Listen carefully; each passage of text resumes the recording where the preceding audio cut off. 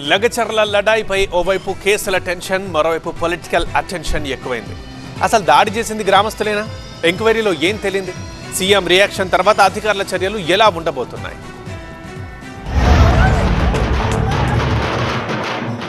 వికారాబాద్ కలెక్టర్పై దాడి కేసును సీరియస్ గా తీసుకుంది రేవంత్ రెడ్డి సర్కార్. కలెక్టర్పై దాడి చేసిన వారు ఎంతటి వారైనా వదిలిపెట్టబోమన్నారు సీఎం రేవంత్ రెడ్డి. దాడికి పాల్పడ్డ వాళ్లే కాదు, ప్రోత్సహించిన వాళ్లు, వారి వెనుకున్న వారిపైన చర్యలు ఉంటాయని హెచ్చరించారు. అధికారులను చంపాలని చూసిన వారిని బీఆర్ఎస్ ఎలా సమర్థిస్తుందని ప్రశ్నించారు. ఇలా భూసేకరణ చేయాలన్నా వద్దా అనేది ఒక అంశం. భూసేకరణ విషయంలో బీఆర్ఎస్కి ఏం అభిప్రాయం ఉన్నా వాళ్ళు చెప్పొచ్చు.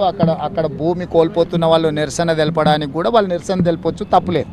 కానీ అధికారుల మీద పాశవికంగా దాడి చేసి వాళ్ళని చంపాలనే ప్రయత్నం చేయడాన్ని ఏ రకంగా బీఆర్ఎస్ సమర్థించుకుంటుంది? దాడులు చేసిన వాళ్ళు, దాడులను ప్రోత్సహించిన వాళ్ళ పట్ల రాష్ట్ర ప్రభుత్వం కఠినంగా వ్యవహరిస్తుంది. ఎంత వారులున్నా, ఎంత పెద్దోళ్ళున్నా ఊచలు లెక్కబెట్టక తప్పదు. అసలు లగచర్లలో ప్రజాభిప్రాయ సేకరణకు వచ్చిన అధికారులపై దాడికి ప్లాన్ చేసిందెవరు?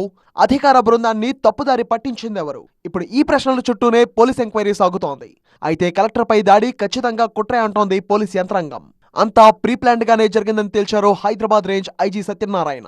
డెఫినెట్లీ ఇది కుట్ర కోణమేనండి. సడన్ గా కలెక్టర్ గారిని రమ్మని తీసుకెళ్ళడం, వాంటన్లీ మిస్లీడ్ చేయటం, అదేవిధంగా వెళ్ళగానే అసలు ఏ కన్వర్జేషన్ లేదు, కాస్త మాటలు లేవు, మేము అభిప్రాయ సేకరణకు వచ్చామన్నా కూడా వినిపించుకోకుండా దే స్టార్టెడ్ అటాకింగ్. అంటే ఇది పక్కా కుట్ర కోణం. దాడి ఘటనలో భోగమోని సురేష్ అనే వ్యక్తి కుట్రదారుడన్నారు వికారాబాద్ ఎస్పీ. కలెక్టర్ను ఓ ప్లేస్ నుంచి మరో ప్లేస్ కు తీసుకెళ్లడంలో కీలక పాత్ర పోషించాడు నిందితుడు. ముందు ఒక స్థలంలో ప్రజాభిప్రాయం కోసం అన్ని ఏర్పాట్లు చేశారు. కానీ సురేష్ మాత్రం ఇక్కడ కాదు, గ్రామస్తులంతా వేరే ప్రాంతంలో ఉన్నారని అక్కడకు వెళ్దామంటూ కలెక్టర్పై ఒత్తిడి చేసి తీసుకెళ్లాడు.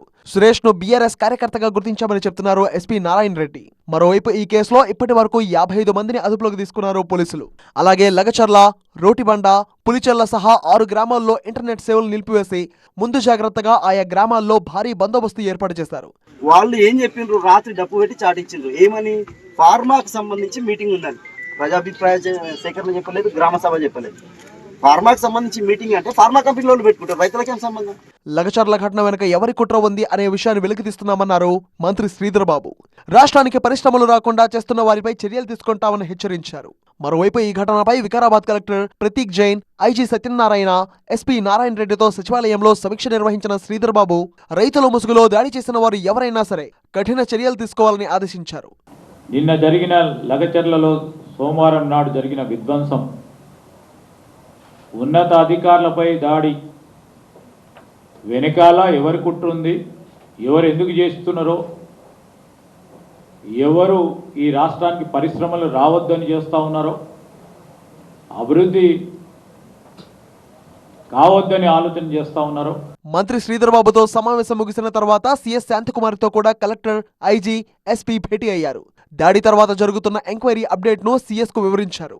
తెలంగాణ ఏర్పడిన తర్వాత ఇలాంటి దాడి ఘటన తొలిసారి జరగడంతో రాష్ట్రంలో ప్రకంపనలు మొదలయ్యాయి. ఓవైపు కేసుల టెన్షన్, మరోవైపు పొలిటికల్ అటెన్షన్ ఎక్కువైంది. మరి ఈ కేసులో సర్కార్ నెక్స్ట్ యాక్షన్ ఎలా ఉంటుందో చూడాలి.